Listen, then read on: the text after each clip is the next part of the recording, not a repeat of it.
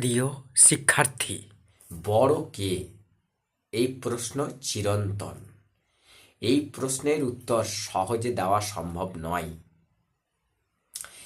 কিন্তু ঈশ্বরচন্দ্র গুপ্ত তাঁর কবিতা বড় কে এখানে খুব সহজ এবং প্রাঞ্জল ভাষায় তিনি বুঝিয়েছেন যে কি কি গুণ থাকলে একজন বড় হতে পারে আর কিভাবে বড় হওয়া যায়।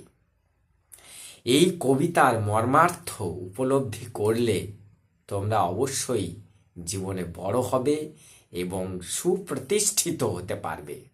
এসো এখন আমরা ঈশ্বরচন্দ্র গুপ্ত রচিত কবিতা বড় কে এটা পাঠ করি এবং মর্মার্থ উপলব্ধি করার প্রয়াস করি। আপনাকে বড় বলে বড় সে নয়, লোকে যারে বড় বলে বড় সে হয়। সংসারে বড় হওয়া কঠিন ব্যাপার, সংসারে সে বড় হয় বড় গুণ যার।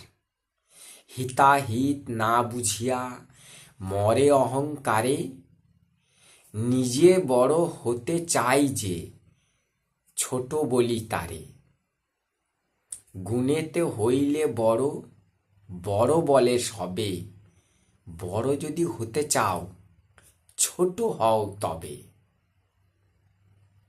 এর মর্মার্থ অবশ্যই তোমরা উপলব্ধি করবে।